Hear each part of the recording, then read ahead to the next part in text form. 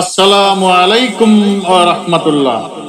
এবার আমরা জানবো, আমরা যে ফ্রিজে ঠান্ডা পানি খাই, সেই ঠান্ডা পানি খাওয়ার 10টি ক্ষতিকর দিক, মানে 10টি অপকারিতা, উপকার না, এটা ক্ষতি হয় মানব দেহে।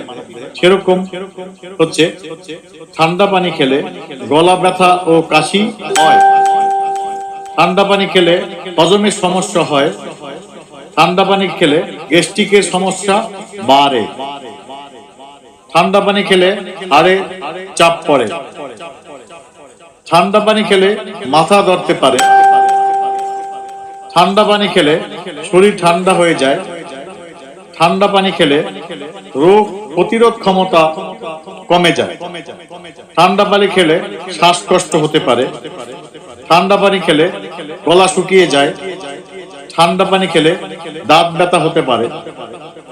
এই 10টি ক্ষতিকারক দিক হলো ঠান্ডা পানি যারা পান করেন তাদের জন্য। তাই ঠান্ডা পানি পান করা থেকে বিরত থাকুন, সুস্থ থাকুন।